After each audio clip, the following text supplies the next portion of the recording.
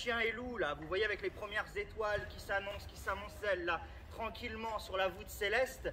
Et j'écoutais la radio, comme bien souvent, au volant de ma voiture. Et en écoutant la radio, je suis tombé sur une émission. Et sur cette émission, on disait...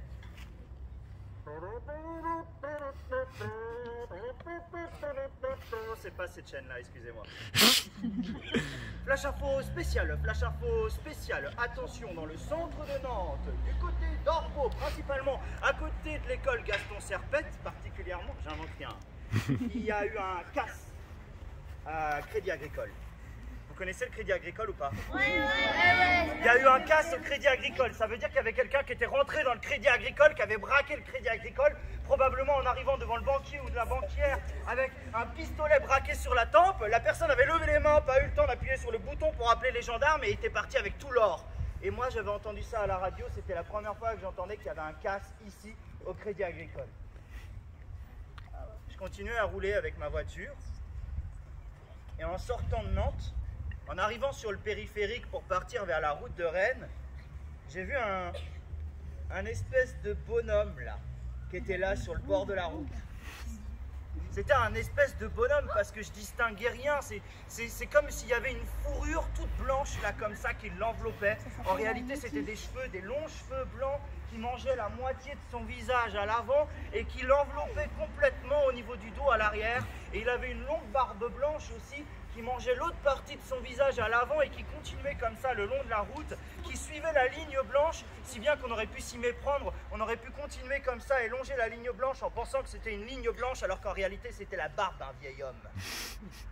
Et il avait un pouce fripé, tout fripé. Vous voyez les pouces de vieux monsieur? Quand il y en a encore, c'est des pouces fripés comme ça, tout fripé. On sent il y a des plis partout. Il y a des plis.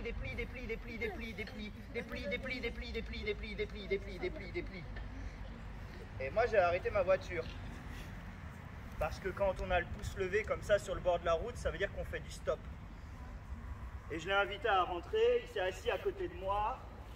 Il n'avait pas grand chose, il a fait un espèce de contorsionnisme barbologique pour pouvoir rentrer sa barbe dans la voiture. Ça a fait comme un airbag d'ailleurs. Ce qui était rassurant si on avait un accident au cas où. Et puis j'ai distingué à ses pieds un petit sac Reine des Neiges, vous voyez.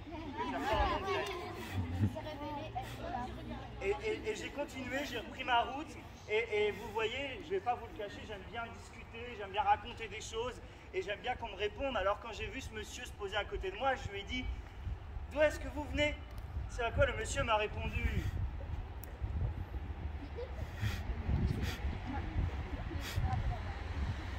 Alors comme j'aime bien discuter, j'ai relancé la conversation parce que je sentais qu'on avait un bon feeling, lui et moi. Alors je lui ai dit, où est-ce que vous allez? Ce à quoi le vieux monsieur m'a répondu.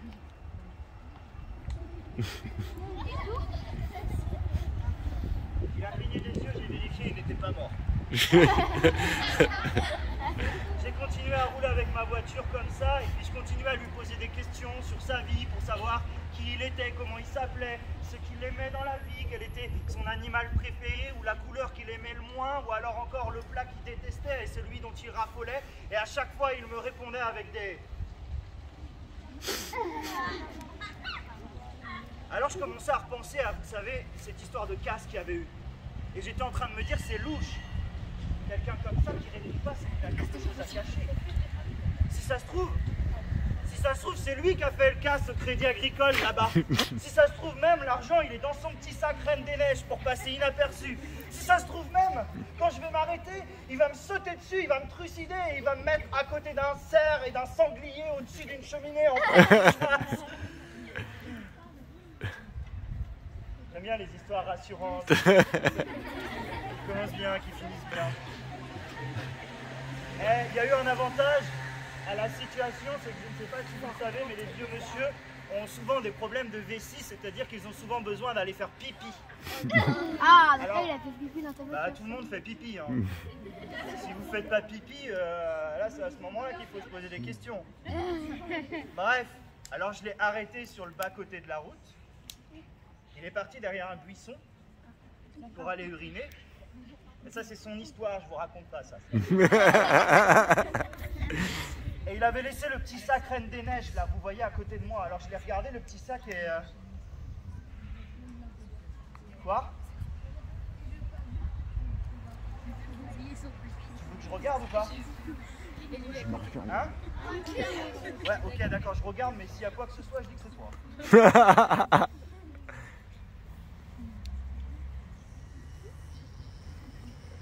Et là, oh, grande surprise, il a une distance. C'est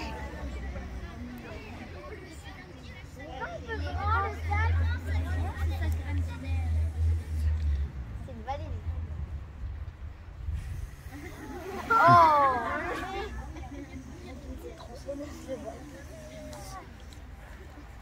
Vous savez ce qu'il y avait à l'intérieur? Il y avait des lingots d'or à l'intérieur, il y avait des millions de lingots d'or comme ça. Non, non, t'inquiète pas, je te couvre, t'inquiète pas, je fais le gars, je te couvre. Au moment où j'ai regardé au niveau de ma porte, il y avait le vieux qui était là. Cette fois-ci, je voyais bien ses yeux, ils avaient quitté leurs orbites, les yeux, tellement ils étaient gros. Ils étaient arrivés sur mon siège et ils me regardaient depuis mon siège comme ça. C'est vrai ça? Alors, alors, j'ai regardé le vieux et le vieux, avec ses yeux, il m'a regardé et il m'a dit, comme quelqu'un qui essaye de justifier, qui n'a pas trop les mots, il m'a dit c'est pas ce que vous pensez, c'est pas de l'or, c'est des étoiles. Moi la nuit, je vais marcher comme ça dans le ciel, je prends mon échelle et je ramasse des étoiles. Il y en a bien qui vont aux champignons, c'est pas plus absurde. Et puis d'ailleurs, c'est la saison en ce moment. Ouais, vas-y. Ouais, il sait pas mentir. Alors j'ai fermé le sac, j'ai jeté le sac en dehors de la voiture, j'ai jeté ses yeux en dehors de la voiture, j'ai fermé la porte, j'ai redémarré la voiture et je suis parti le plus rapidement possible sans croire à son histoire d'étoiles.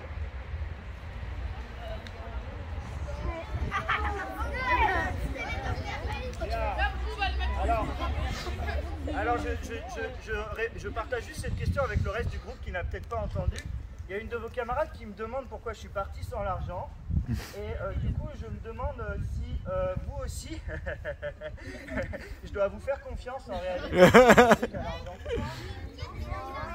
Tu veux pas nous faire confiance? Ok. Bref, c'est un autre débat. Je suis parti sans l'argent, j'ai tracé comme ça. Et quand je suis arrivé à Rennes le soir, que je suis sorti, j'ai sorti mon portefeuille dans lequel j'avais gardé quelques billets. Eh oui, tu n'étais pas la seule à y penser. J'ai fermé mon portefeuille, je me suis assis sur le capot de la voiture, j'ai regardé le ciel et dans le ciel il y avait les étoiles. Et je me suis souvenu que quand j'avais votre âge, je connaissais par cœur les noms des constellations, le Sagittaire, le Gémeaux, le Goldorak, le Salamèche, toutes les constellations qu'il y a dans le ciel et toutes celles qu'on n'a jamais inventées, je les connaissais. Et puis, en regardant le ciel,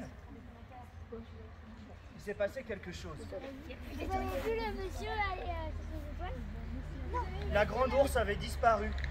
Ah, il avait... Et puis en regardant le ciel, la petite ours avait disparu. Et puis en regardant le ciel, la constellation du Sagittaire avait disparu. La constellation du Gémeaux avait disparu. Et au bout de quelques minutes, il ne restait dans le ciel que plus que 10 étoiles. Et il en restait plus que...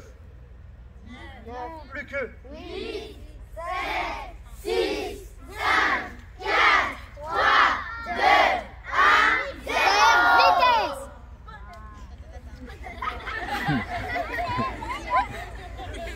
Il n'y avait plus une étoile dans le ciel. Alors, j'ai compris quelque chose cette nuit-là. J'ai compris que peut-être que le vieux m'avait pas raconté n'importe quoi.